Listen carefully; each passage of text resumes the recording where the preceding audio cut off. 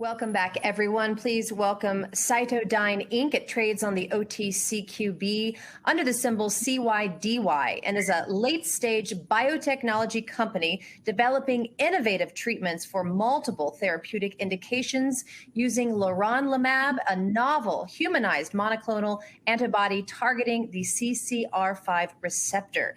Please welcome its president and CEO, Dr. Nader Pourhassan, and Chief Medical Officer, Dr. Scott Kelly. And remember, you can submit all your questions for CytoDyn right here through the webinar module. Thank you, gentlemen, for joining us again. Welcome back. Thank you for the introduction, and it's great to be back at Emerging Growth presentation. And thanks for everyone being on this call. We will be covering quite a bit of slides. They're under forward-looking information and statement. Please review this slide that you see. I'm not going to go over this one slide, the first slide, as we have done that in the past. But just the highlight of this slide is this company took one product with one indication potential to 31 indication potential in 7 years. FDA guidelines show that it takes about 12 to 15 years to get approval. People should keep that in mind, please. Again, the trials that were done in the past biotech company, Progenics, over 12 years' time, they got to the point where they had 4 trials and their business plan was not able to allow them to go forward. They had to sell this product to us. We were lucky enough to look for opportunities and locate them. And we were able to take that, and in 7 years, the number of trials are listed here for your review. Now, in HIV, it's very important for shareholders to examine our mentality as a management of CytoDyn. What do we think when we talk about business plan? Is business plan something we just say, yes, let's go get it and just get it to the finish line and get approval? Or do we really have something and we are real? Or is it just fake? Well, for your comfort, when we took this product, the business plan for Progenics stopped. It ran to the dead end. We took it, we examined it, we went to key opinion leaders, top people, we gathered the right team. And after doing so, we stopped that trial that was going to take 10 years to do phase 2 alone. Gave the money, NIH money of $6 million back, and we came up with a business plan that did monotherapy, that we claim if we're successful, we will change HIV paradigm. Did we do that? That was our bread and butter. That's why we lasted. That's why we went through fire and we still walk out without scratch and raised all the money we did. And thanks to God, we were able to do what we did because leronlimab is showing that it potentially can save people's lives. That was our business plan that we went and executed. Now let's talk about the business plan going forward because there is no more one indication, but 31 potential indication. So let's talk about the first one. Let's go to the very first indication that I would like to talk about is cancer. This indication makes me not to be able to sleep at night because there are patients who reach out to us that tell us that leronlimab has done so much. That gives me enough comfort of whatever trials and tribulations and hardship that we go through. Me and my family are grateful to be able to do what we are doing, and having saved just one patient alone, which is a lot more than that by now, it's gratitude. It's just beautiful for us. The results of a cancer trial, we generated that result. Some people take 10 years to generate results in cancer, but we generated it. We generated enough results to show that if you take a patient in cancer, 22 basket and 1 empty NBC, then if the patients were stopped right now, minimum is we are 400% better in our result than the patients on a standard of care, chemotherapy. But if they last longer, because the data is looked at right now, that's 660% better. Progression-free, medium progression-free survival for 12 months. That's unheard of, in my opinion. And overall survival, best case, 980% better. Now, as we were talking to the folks that analyze our data, we asked them, what do you guys think our breakthrough designation chances are? They said, we don't see how you don't get it. And then digging into the data with them, we realized that the last company that got approval for the drug, they had to eliminate from 500 patients, which they were doing that trial while they got approval, actually. 61 or so patients had to be taken out because they had metastasis to the brain, because the product has to go through blood-brain barrier in order to work on the brain. And we asked the people, how about our data? Did we have any brain metastasis patients? They said, actually, you had 6. Was the data good or bad?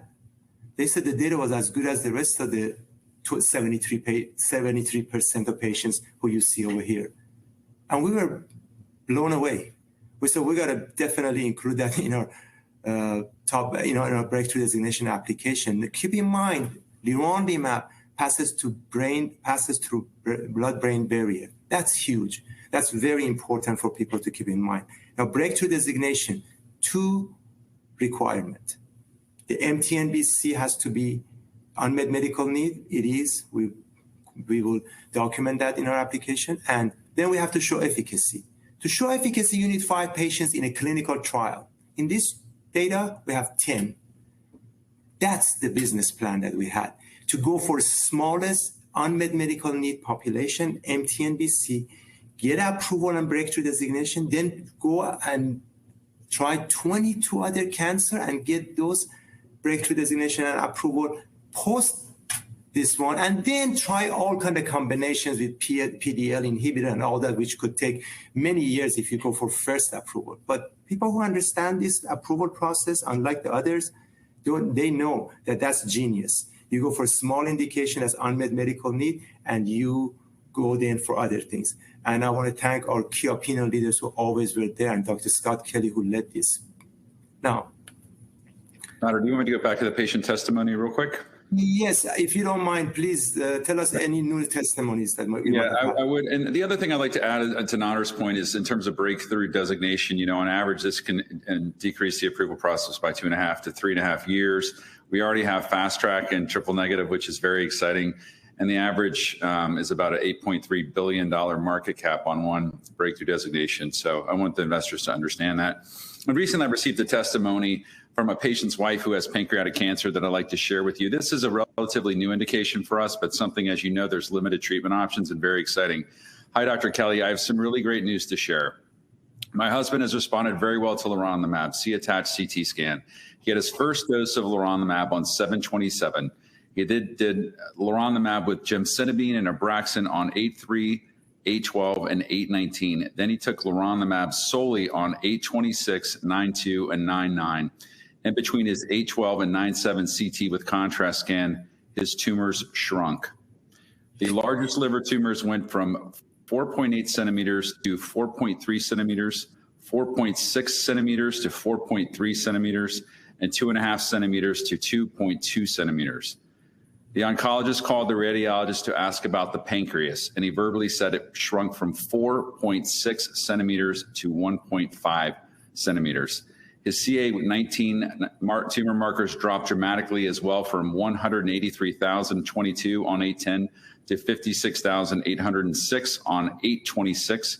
It dropped again to 51,491 on 9/7. There was initial concern of a potential kidney infection, but the blood work and ultrasound nixed that concern. Thank you again for helping him on this compassionate use drug. We are very hopeful that we will continue to see great results. Although you have always humbly tried to assist us and never ask anything in return, I feel compelled to pay it forward. If there is anything you need from us to champion your efforts, please let us know. And again, this is one of many we've been receiving lately and are very encouraging in other types of cancer as well. Nader.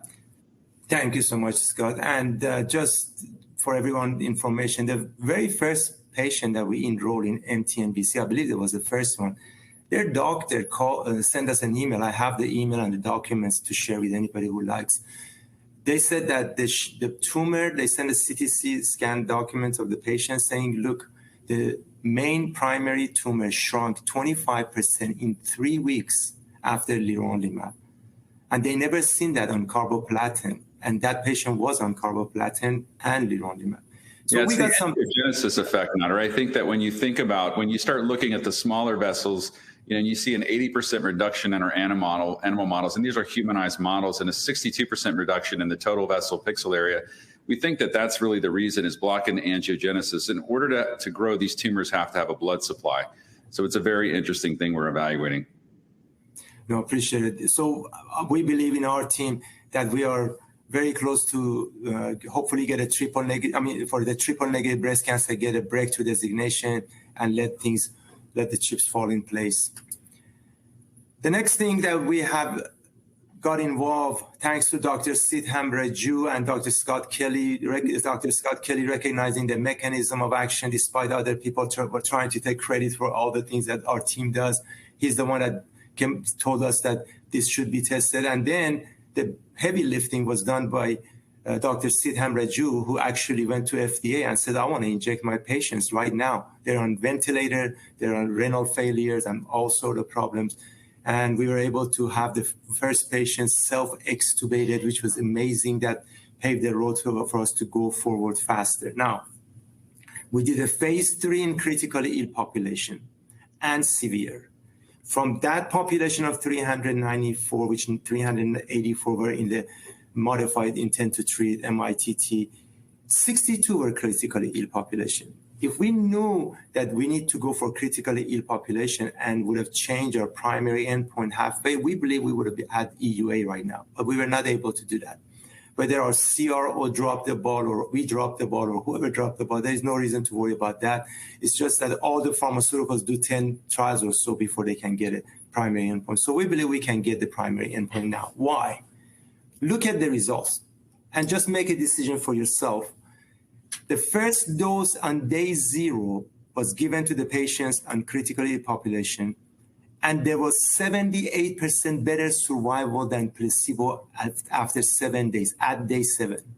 Second dose was given at day 7, and 7 days later, at day 14, it went up 4% more, 82% survival better.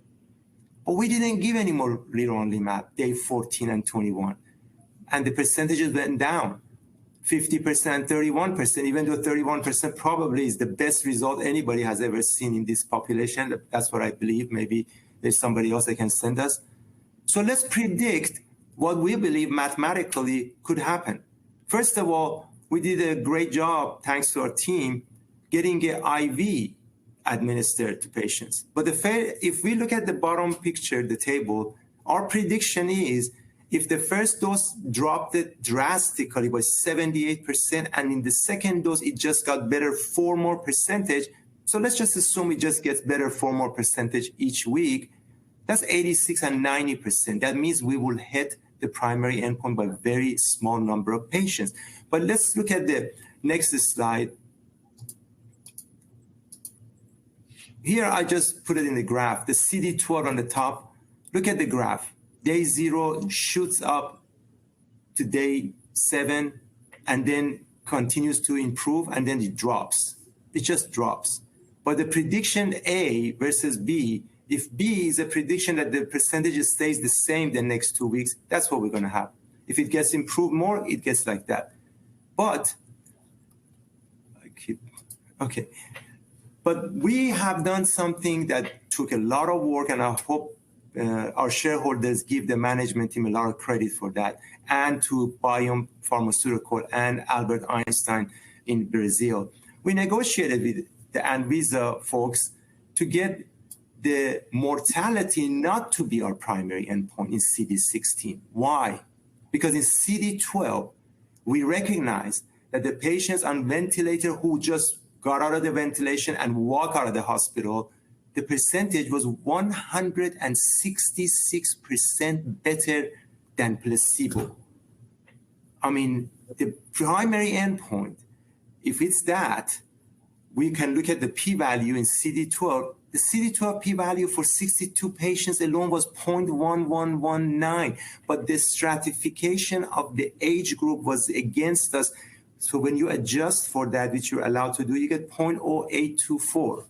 If that was the primary endpoint and this 62 became 70, we would have had the primary endpoint met probably. So if you look at the number of patients that we have in CD16, you will see that the interim analysis will be happening at 127 patients. That's double of what we actually almost double of what we need to hit the primary endpoint with that indication, with that primary endpoint. So 127, how fast can we get there? Well, we believe this year is definitely our the year that we're going to get there. That's what we believe. We might get there much sooner even. But 127 patients, and the world has seen anecdotal data, perhaps will be ready to get leronlimab to be used. So the next indication that our business plan allowed us to have is we keep thinking on how to make this company better and bigger and more prosperous for patients and for our shareholders. So our business plan was, let's try long hauler, thanks to Dr. Scott Kelly and very much to Dr. Chris Reckner, who says, I will enroll and initiate long hauler for you this year and finish it. I told him I don't want to do it. I was against it because I thought he would take 2 years. As soon as he said, I'll get it done this year, I said, let's do it right now. Let's move. A lot of people talk big about enrolling right away. We have heard that before. But Dr. Chris Reckner is different. He said what he's going to do, and he did it. And the result is out. For all 24 symptoms of long hauler, if you combine that, the primary endpoint was not met at 0.05, which we were not trying to hit primary endpoint. We were trying to understand what we can do with this symptom, with these symptoms. There's too many of them. We were 100% better in leronlimab arm than placebo in regards to dropping the severity of all these 24 symptoms lumped up together. That means our business plan was fulfilled in a record time to get leronlimab closer and closer to approval in less than 1 year for a whole new indication that opens the door to all post-viral syndromes. Scott, can you talk about the post-viral syndrome? Is that a small market that we just opened up the door for ourselves? I mean, just long haulers alone is a tremendous market. I mean, I think of as of this morning, there's been over 233 million people infected with COVID. And if you look somewhere between 20 to 60 million people might have this for long haulers. It could be up to 100 million for all we know. But then post-virals, we're looking at a lot of different things in these patients and exploratory endpoints, including CCR5 expression and immune cell phenotypes and plasma cytokines. And we think it's the perfect way to pivot into post-viral syndromes because we see a lot of similarities, Nader. And so by pivoting into that space, it's millions and millions and millions of patients with myalgic encephalopathy, and the list goes on and on. So we're really trying to crack the code in that arena. So when we are approached by somebody like Dr. Reckner and Dr. Scott Kelly himself believing in that, saying that, hey, we got to really check this out. And we say, look, what we got, all our people are working hard. Adding this is just tremendous pressure, more fundraising. We don't drop the ball. Thank God we don't. We continuously go forward. We saw some patients on wheelchair in this trial that were on leronlimab. They got out of wheelchair, and they're asking us right now when they can get back on leronlimab. That's something we are proud of, no matter what. Yeah, Nader, to your point, 45% of these patients, they have to reduce their work hours, and 22% don't work at all. So you can imagine the economic impact. And currently, there's just not effective treatment options, and that's why we're working really hard to get this done for the patients.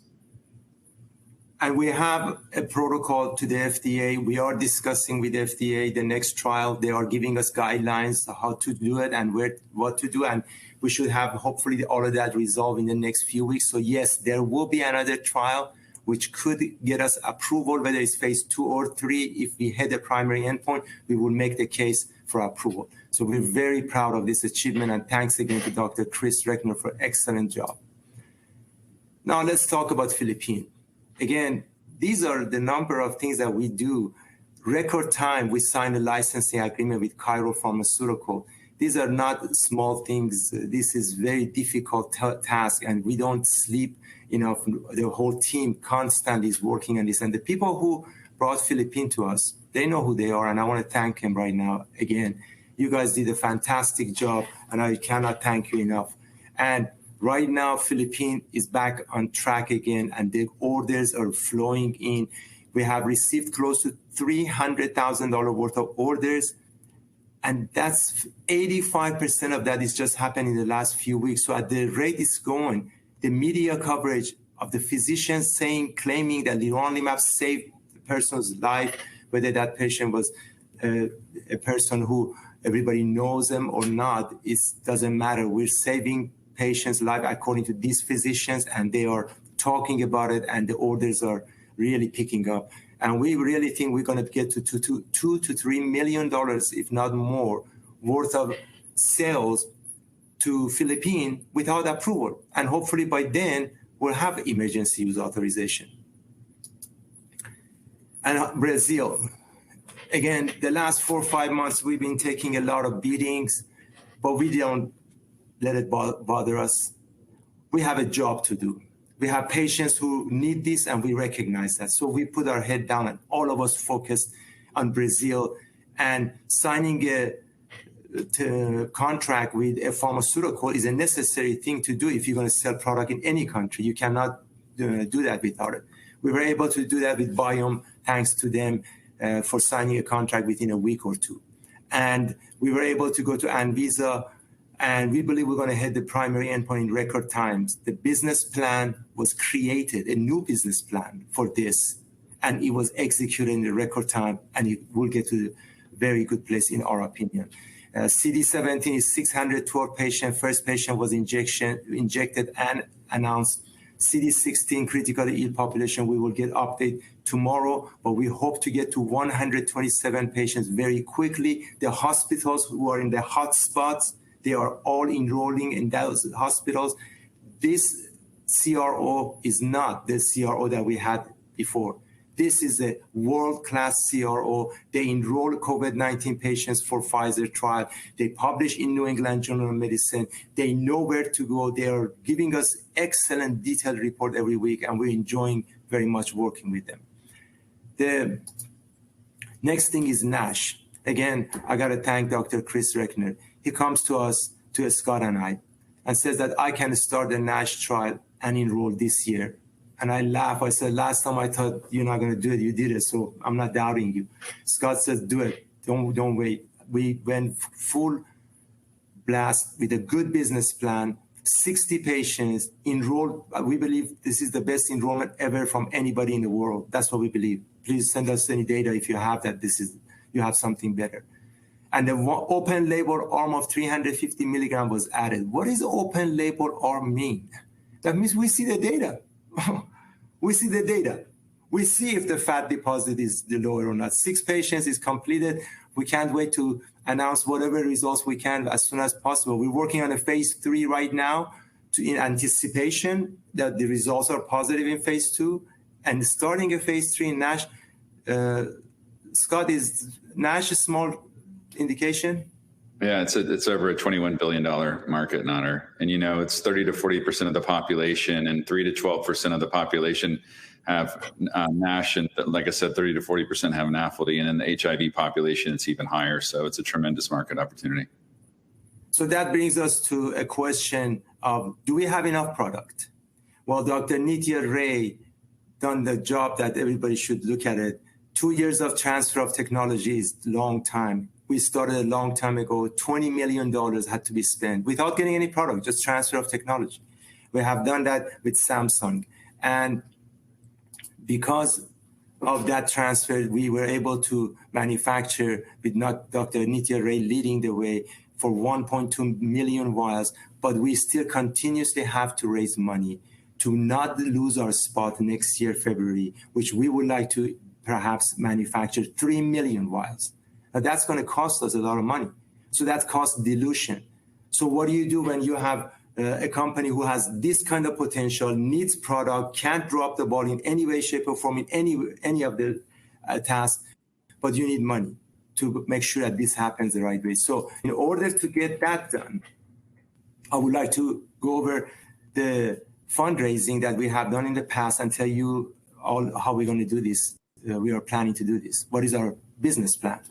So 2017, 18, 19, when a group of people thought that they can do a lot better job than us, they put us aside and they become the leader. We got diluted in 2 years, 400 million shares to raise $100 million. Do not let yourself forget that as a shareholder. I'm pleading to you to remember all of these carefully, run it by experts, and see if we are really telling you the correct things or not. 400 million shares were diluted. We don't want that to happen again. So when we were put back on the leadership, we immediately cleaned up the mess and raised $200 million with almost 50 million shares. And then we get these questions that, did we do a good job or not? Well, somebody criticized us, said that, tell us what's your plan of raising funds right now. Don't tell us about the past. Okay, I'm telling the past to make you feel comfortable, but let me tell everybody the plan. We usually raise money with PIPE, private investment in private equity, RD, registered direct, note, or loan. Loan happens when you have collateral. When you're in NASDAQ, we're not. You don't have approval, you don't have collateral. Note is the only way we found out that we can raise funds without diluting completely. Perhaps we pay cash back, or maybe we pay shares back, but then a little bit at a time. So you have given yourself a chance as a success. This is what we did always, hoping for a better day tomorrow, so to pay back next day to make sure that the shares perhaps go higher value. Now, with that, there's a lot of talk. Let's just look at the results only. What we see right here in the screen is 50 million dilution for $200 million. Now we're asking the shareholders to authorize 200 million more shares. Not that we're going to go crazy and sell all of those. We're going to have strength when we have 200 million shares in our authorized shares. The big pharma will see that if the stock is around $10, $20, $30, if it is, they know that those shares can be turned into billions of dollars. That way we will be in position of strength. That's what we're asking for, those shares, and our history of dilution, everybody can see. Now, there is a group of shareholders that doubt us, and we respect that. Anybody should doubt us, and they do what they have to do that they think is appropriate for the company. So the man named Paul Rosenbaum, which I know him very well, we met several times, pleasant person, been saying that we did a terrible job on the raise that we have done with CVP, the company that we're getting know that we are very, very happy with, because the results shows right here. But then I talked to Dr. Scott Kelly, and I said, didn't Paul Rosenbaum tell you that he was very happy with this note? He goes, well, let me send you the text. So I took a picture of that text for everyone to read it, to see the motivations of what anybody does anything. I don't know what it is. But Mr. Paul Rosenbaum, after we raised money with CVP, told Scott Kelly on the text, I'm reading it from the screen, congratulations on loan. In 30 years of doing this, I have never seen a better deal. Smiley face, Paul Rosenbaum. So please keep in mind, we have to be realistic and of the motivation of everybody. But let's just look at our report card real quick and we'll be done. The report card in the last 7 years. Does CytoDyn management team get an A in anything? Number one, developing two powerful clinical trials that put us on the map of huge indication like NASH and long hauler, which a lot of times goes to Dr. Chris Reckner. Do we get an A on that? Business plan to launch breakthrough designation for MTNBC that could lead to 22 other cancer breakthrough designation and perhaps approval. And then we can do expanded label expansion. Number three, HIV trials. After running to roadblock with our CRO, we switched a very difficult task to avoid many delays. There's a lot of fires in the biotech companies always, and they need to manage that. We believe we did. Number four, Brazil trials. 2 phase 3 trials initiated in less than a few months. Some companies go few years to get 1 phase 3, and they're proud of what they achieved. And number 6 is the fundraising with minimal dilution. If the above 6 accomplishments are fact, then why is a group of CytoDyn shareholders so intent on replacing our board? I'd like to share another text from Mr. Paul Rosenbaum, who's leading this group, of what he told me in a text. This is his text to me. Plain and simple. This is March 21st, as you can see on the screen. Paul Rosenbaum said, plain and simple. I am very proud of you and the job you're doing in these very trying times. Paul Rosenbaum. I said, thank you, Paul. I appreciate that. He said, I have faith in you and the product. Double smiley face. So at that time, if you look at the chart for CytoDyn stock, the stock was at 95 cents. Look at the numbers. The next 384 days, what changed? Well, the average stock price was more than three times, $3.19. I don't get it. But anyway, maybe I can stay lost for now. But we have a new slate of the board that we are so proud of. And we like for Dr. Scott Kelly to talk about as the chairman of the board. He's instrumental in selecting these people. Go ahead. Yeah, no, this is something we're very proud of. We think we have the perfect slate of directors. I'll begin with Leish Nodlovu. Leish was on our company's scientific advisory board since July of 2020, and he has been extremely impressive. We've always been looking for an immunologist to be a part of us. He's a professor in immunology and medicine and neuroscience at Cornell in New York City. He's worked extensively with the NIH, obtaining grants. He's truly an expert in basic and in complex immunology and immunotherapy research. But he's also an expert in HIV and aging and addressing the molecular mechanisms of HIV, but also has a special interest in COVID-19 pathogenesis, the complications, persistence, and our other project, HIV Cure. He's one of the world leaders in HIV Cure. He's a leader in the central nervous system effects of HIV and COVID, which is exactly what we're doing. We think he's going to be very important in long haulers. We think he's going to be very important in all the post-viral research we're going to do. So everything along the lines of what we're doing with leronlimab, we think Leish is absolutely perfect. He's world-class. The second one is Dr. Harisith Amraju, who Nader knows well and I know very well. He is one of the leading experts in the world at lung transplant and advanced lung failure. As Nader said, he was the one that went to the FDA to get our first two EINDs for leronlimab and COVID-19. Right now, he's the medical director of the Mount Sinai Lung Transplant Program. Before that, he started the program at Montefiore in New York. But he's really focused on advanced lung disease and lung transplantation. He's conducted numerous clinical research trials. He's co-authored some of the most respected journal articles in the field. He also completed a fellowship in pulmonary and critical care at Baylor College of Medicine. So again, he's well published. He knows clinical trials, and his knowledge in this field is just unparalleled. So we're very, very pleased with having Harish join us. And the last is Tanya Durkee Urbach. She is an attorney. She has extensive corporate governance, corporate finance, business growth experience, investment banking experience, security regulatory compliance, and has a deep foundation of knowledge as an expert in corporate issues and legal issues. And obviously, this is very important as well to CytoDyn. So we think we have three world-class people that's joining the board, and we're very excited about that. Nader. Thank you, Scott. Operator, can we please go to the Q&A now?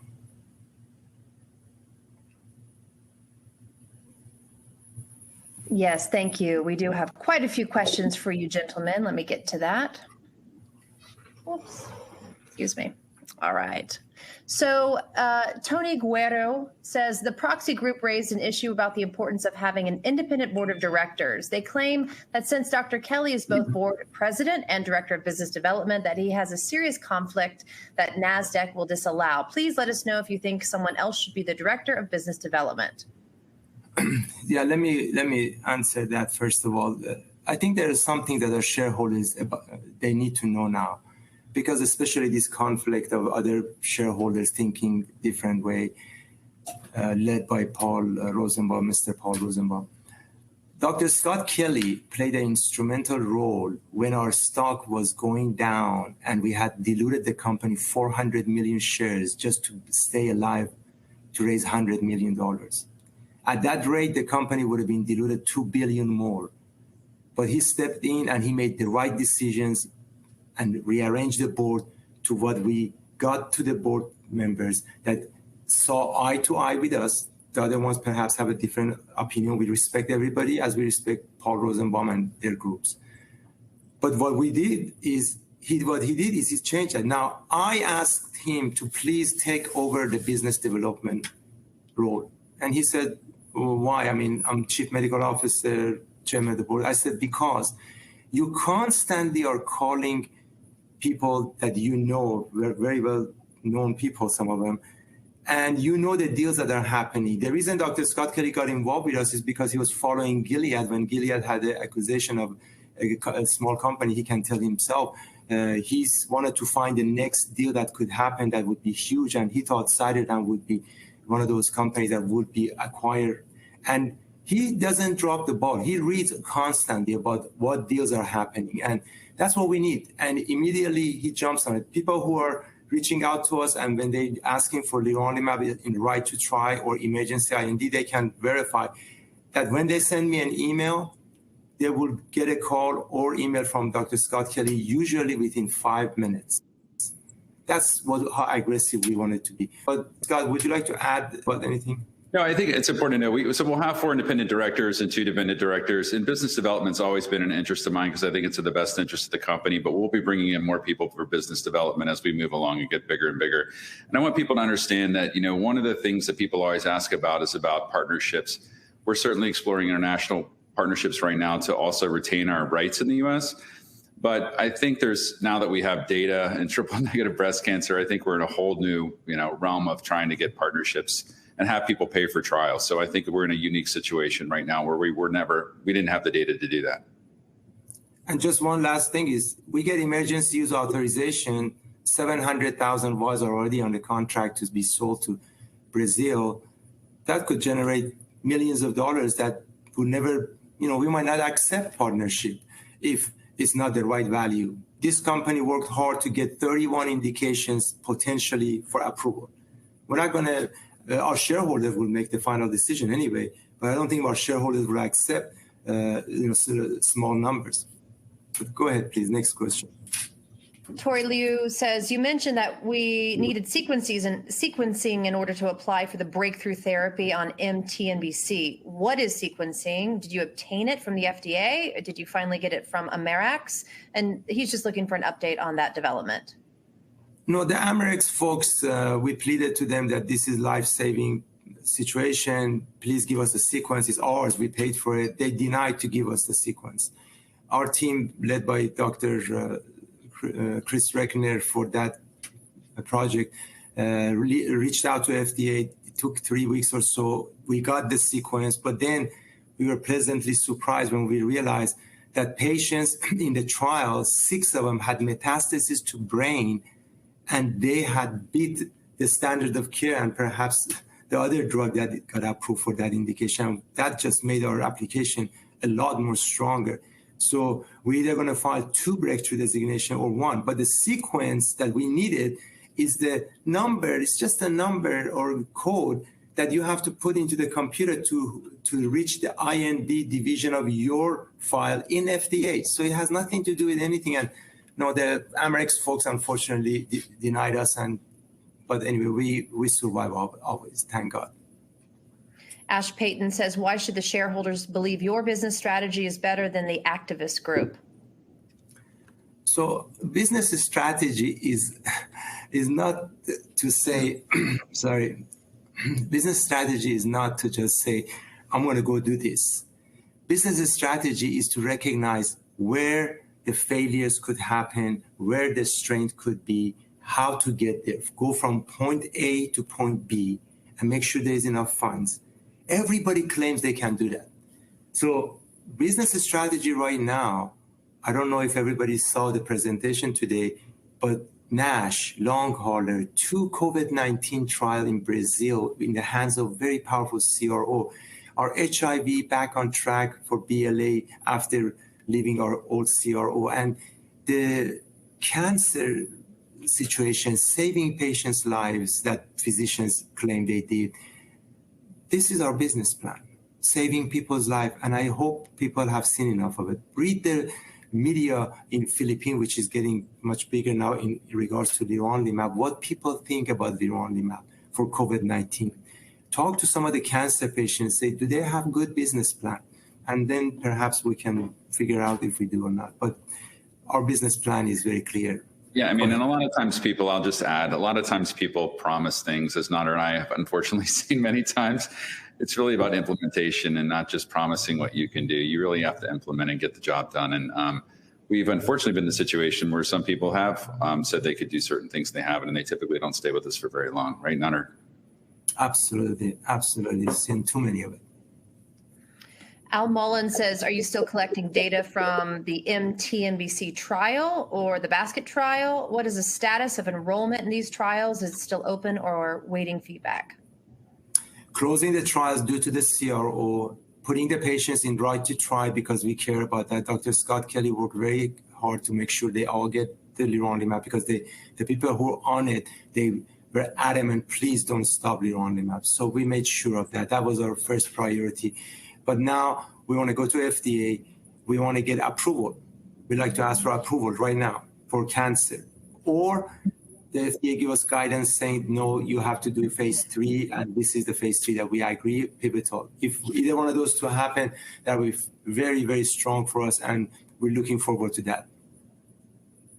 Terry Stern says, the activist group claims the whole problem was CytoDyn as the CEO. Would you consider stepping down? I just hope my wife is not watching, because if she is, she's going to say, yes, step down. It's enough, 12 years. My God, honey, please step down. So she doesn't say that. She actually says that because the lives of patients are important, keep going. And I thank her for being there always for me and my daughter, more worried, always appreciate that. So I would love to step down as a CEO at any time, which I had told the first time that I was appointed as a CEO. I don't want this job anymore if it wasn't saving patients' lives. I have enough funds in my account, and we're sitting in a good situation with my family. But knowing that I took an oath to Jordan Nader, our board member, almost 10 years ago, and telling him I will never drop the ball. Knowing that I took an oath with Tom Prejohn at Pourhassan, said, promise me you will never step down. Promise me, no matter what. I shook his hand. I said, brother, I will never do that. Knowing that a lot of shareholders who are loyal to us and they're sending emails saying, please don't step down. I will not do that, because if I do, and our manufacturing gets dropped because Dr. Nitya came back to company for second time based upon one condition, that I'll be there because I treat him like a brother that he is to me. And knowing that the whole thing will drop everywhere, there's so many people are now hooked up to each other through me because of the position, not because I'm special, because of the position that the shareholders have graciously given to me to perform. But if I don't perform, please vote against us. But if I am performing, I am willing to stay and do it. And I also promised Scott I will never stop them. So that's I went through this before when, unfortunately, when the stock was at a very low price, I had told Nader that, it was my job as a fiduciary, is my fiduciary duty to look for the new CEO. And we went through that process. And let me tell you, be careful what you wish for. It would be a very unpleasant thing for that to happen for the company and for the shareholders. I'm just asking the questions. Mac Kaufman asks, an agreement or contract with an academic institution keeps being mentioned. When will it be appropriate to reveal more details? All we have to do with that is wait for them to approve any press release that we're doing, that we have to put out. We've already signed the contract, though. But it's a very interesting thing that we're working on oncology. We'll have many of these going forward. This is just one of many projects that we'll have going forward. But we're very excited because we're really getting embraced by the academic institutions in regards to cancer right now. And I mean, some of the top oncology academic institutions in the world. So we're very fortunate that that these groups of people are starting to believe in what we're doing and understand the potential benefit of leronlimab in oncology. When Dr. Kelly brought this opportunity, I was blown away, but I told him, Scott, we cannot sign anything unless we can put press release. And that academic institute is so large, they did not agree that we can put any press release, but we agreed that we have to run it by them, make sure everything's approved, make sure everything's signed, then we will be very happy to announce what we're doing over there. John Jenkins says there are currently 653 million shares out of 800 million authorized. The proxy is asking for an increase in the authorized shares by another 200 million. What's the rationale behind this increase, and when will you need them? So we need to show that in our, in our authorized shares that we are strong. We do not go down financially, And as we get successful with emergency use authorization and perhaps revenue starts coming in, we want to show that we have quite a bit of strength.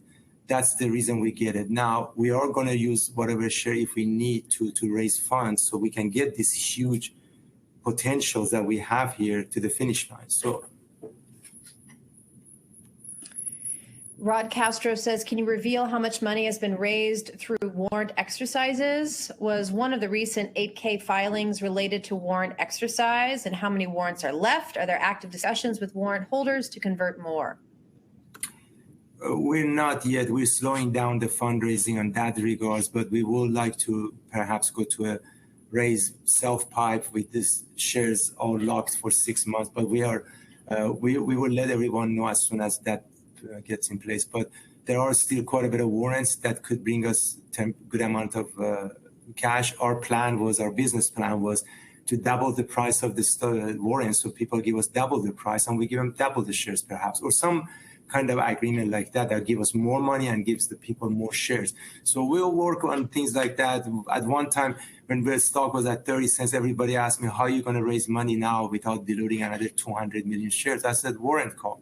And we raised $30 million with minimum dilution, which we are very grateful and thankful for being able to do. So we will continue all of those activities. Casey Short says, how many patients have been enrolled in the Brazil trial and how many clinical trials are still enrolling? And will the same sites have both severe and critical patients? Most of the sites have critical and severe. Some say that we don't have a lot of critical in our facilities. The ICU rooms are very minimal. So, but most of them are joined. But we are very excited to have 30, 40 sites, even though the protocol says 22 sites, I believe, on each one of these protocols or so. We're gonna reach 30, 40 sites within 3 weeks. That's how many sites we're gonna have. Oh, that's what I believe. This is an approximation. Yeah, the severe trial, I think, is going to have 35 clinical sites, and the critical is going to have 22 minimum. So I think we're going to be in pretty good shape with that. Travis Baker asks if the initial small orders will lead to larger POs in the Philippines. Absolutely. They are working on some strong plan to get a lot more vials over there. And I'm really tempering my enthusiasm so people don't read it wrong that we're going to have hundreds of millions of revenue. I'm not saying anything like that. It's very minimal amount. It's only barely getting to $300,000. We don't even have the money yet because they have terms that have to be passed and then we get paid. But starting something like that, the OTCQB, and having funds coming in, that's fantastic. In the past, we were going to do some kind of diagnostic with Dr. Bruce Patterson, which was a joke because we never got a dime, or maybe we got $1,000 or something perhaps. But, it was just the plan that Dr. Bruce Patterson brought, and it was really, really weak. But go ahead, please. So George West asks, is Chiral Pharmaceuticals still in active discussions with the Philippines FDA regarding an EUA?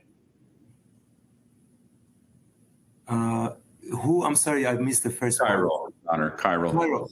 Yes, they are working on all those avenues, especially when the last news that came out that the head of the corruption agency, FDA corruption agency, their brothers was saved by leronlimab. It was on the public, and it got a lot of attention. And they're working on a lot of different situations where perhaps we could sell the drug without this restriction of only 500 vials per hospital right now.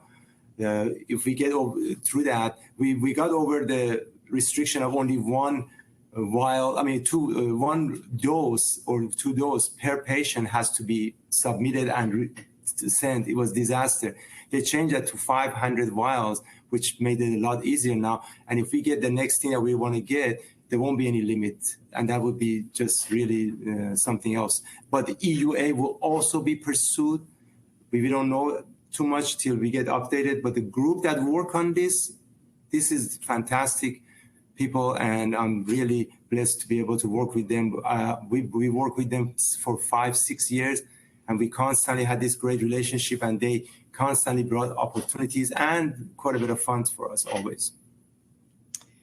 Caden Cohen asks what your plan is to fund the company's clinical trials going forward.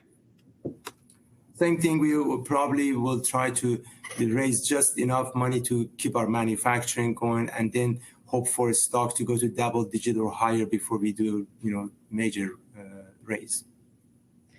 Mackenzie Bishop asks, is the NASH trial still scheduled to start in November? Right now it's end of September. We do have a chance of getting it November. Yes, absolutely. Rick Carney says the company seems to be in discussion with Big Pharma domestically and internationally. What more can be said with respect to indications or territories? So, we can't really elaborate on that too much. We have had discussions both domestically and internationally, and that continues, and it gets more exciting actually on a weekly basis. But we can't say anything until something's done. Rick Farrell says, what more can you say about the partnership with the academic institution with respect to checkpoint inhibitors? Are there ones that you were more focused on, cancers, which checkpoints? And is it for research or more related to clinical trials? Yeah, we don't want to, I think we've answered it. We don't want to talk too much about that until we can say more, just out of respect for the institution. They've been so good to us, so we will announce it at the right time. But it's very exciting. And, as I've said before, I don't think it's just checkpoint inhibitors. I think that this drug could be paired with PARP inhibitors and antibody drug conjugates and chemotherapy. So there's a lot of different interesting opportunities, and that's one of many that we are going to pursue. Any more insight on timing of the BLA filing? Ask Vince Mays.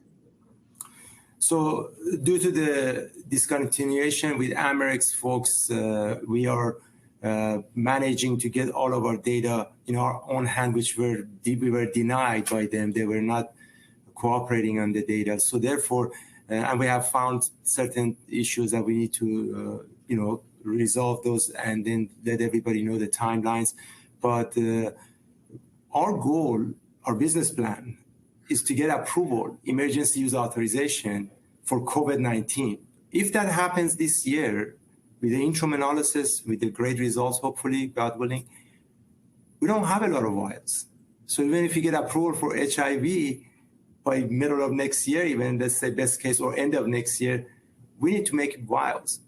And we need to realize that when Dr. Scott Kelly says we should think about we're oncology company, we're not avoiding HIV BLA. We love that. This is our baby that we work so hard to go to monotherapy and combination therapy. But it's just that the number of indications, keep in mind what all are, and breakthrough designation for 23 indication and having HIV perhaps, BLA submitted sometime is fine, but then COVID-19 is the one that's coming up much sooner. But we will give new timelines for sure. There's lots of questions regarding the Brazil trial enrollment. So can you talk just a little bit more about the trials in Brazil? Well, everybody is anxious because rightfully so. I'm anxious. The whole team is anxious. They want to see what's happening. We have meetings with them every week. We get update. They analyze every site, how many were screened, how many were past the screening, how many didn't pass, why they didn't pass. So there's a lot of things happening, and the work is being done with the very strong CRO. And we will update everyone. We're not shy about updating, as everybody knows. We let everybody know whatever is happening, and that's sometimes the situation where everybody is, trying to hurt us, because we tell everybody we don't hold information that we can't put in public, so people don't have that anxiety or we are hiding something. So we will definitely update everyone, but the next couple of months is going to be very interesting. We get 127 patients, critically ill population. The whole world will be very pleasantly surprised if the primary endpoint is met. There are so many questions here for you all. So many. Here's just a positive note. Mark Hayden says, most of us have faith in you all and everything you are doing. So that's something super positive. Lauren Williams says, how can you get 200 million authorized shares if the SEC won't authorize S3? So the S3 authorization, again, people who don't have the knowledge of that S3 situation, they think that the SEC is not giving. No, you have to always renew your application. You have it for so long, and then you go back and get the next one authorized. Mm-hmm. And somebody, I even heard that said that, oh my God, CytoDyn cannot raise money anymore because they can't use S3. You don't have to use S3 to sell shares. We just did. announce some of the sales that we made. But we can do pipe. But S3 is on track. Our CFO, Mr. Antonio, is doing a fantastic job. Mike Mulholland is with us, and he has done a fantastic job before that, always getting the S3s renewed. So I don't see why anybody is not looking the past, see how we got approved constantly, and why worry. Let's wait to see what the SEC says, and once we get approved, we'll let everybody know. She also asks if you can give an update on the DOJ investigation. Well, we don't have any update, but if there is any update and they allow us to tell the public, we will, but there's no update. There are many questions. See if you can just encapsulate a quick answer about the HIV study. It seems to be very close to the finish line. A lot of people are asking for another update on that. So the BLA for HIV, again, keep in mind, you submit the BLA. Once you get your PDUFA date, then that's the date that you will see what happens with your product. Usually 6 to 8 months later. We believe we could get 6 months accelerated approval. But after that, then you have approval. So even if it takes 6 to 10 months, you're talking about 6 to 10 months. And I'm talking about 2 months for COVID-19 critically ill population to maybe 3 months.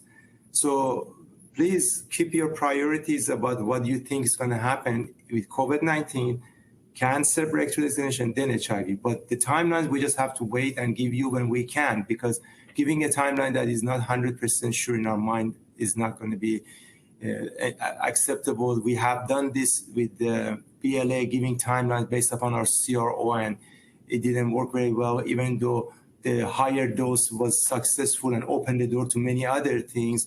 But at the expense of BLA being dragged a little bit. We have tons of questions left for you all, and there are lots of compliments in here. Some people are saying you're doing phenomenal, keep going. We all support you with our blood, sweat, and tears. So there's a lot of that as well. Would you like to finish with just a few closing remarks? Yes, I just want to make sure that the shareholders know that in the world of biotech, there is a lot of people that will tell you, we raise the money. I had a quote from a person that was on the board, in our board, that they said, dilution will never kill you. Raise the money with whatever dilution. At one point, I had to stop them from raising with 300 million shares for $30 million. I had to stop. So be very alarmed when somebody says, I'm going to raise the money, don't worry, because you're going to have track record. If you don't have a track record of raising any money, if you don't have track record of having revenue in your own company, perhaps only $2-3 million with no profit, then you don't have a good track record. Our track record is very clear to everybody. But please note, long haulers protocol submission to FDA in the next week or two. CD16 that we gave to Brazil, we are going to submit that in United States also, because we might enroll patients here also due to the critical populations getting larger here. So we're going to follow with that also. The Brazil trial, we will update everybody constantly. NASH trial in the next couple of weeks or so, we will have results for you that if we have positive results in NASH in the next couple of weeks, imagine the $20 billion market cap that we are trying to get approval for it. That's a huge event very soon. And cancer breakthrough designation, we might do 2 of them now. One for patients to have metastasis to the brain and one just MTNBC. But with all that, please send us any questions via email also, and we will address it in our next presentation. We certainly will. Tons of questions left for you all. We'll send them directly to you so you can answer on your own time. Thank you, doctors, for answering the hard questions and for being here with us and presenting this very important technology. So we appreciate you for joining us. Thank you. Thank you for having us. Appreciate it. Very much. Our pleasure. All right, everyone, we've had a great day so far. That is it. In just a moment, you're going to be redirected to the registration page for the next conference. So please stay on and reserve your spot early. On behalf of all of us at Emerging Growth, I'd like to thank all of our presenters and our attendees to helping make this 17th Emerging Growth Conference such a great success. Remember that a complete replay of this conference separated by company will be available on the Emerging Growth Conference YouTube channel. That's youtube.com/Emerging Growth Conference. Make sure you subscribe. Plus, follow us on Twitter at Emerging Growth C. We post all new information to Twitter first. I'm Anna Berry, and on behalf of myself and everyone who made this event possible today, I wish you all a great rest of your day, and we'll see you back here again soon. Thank you all.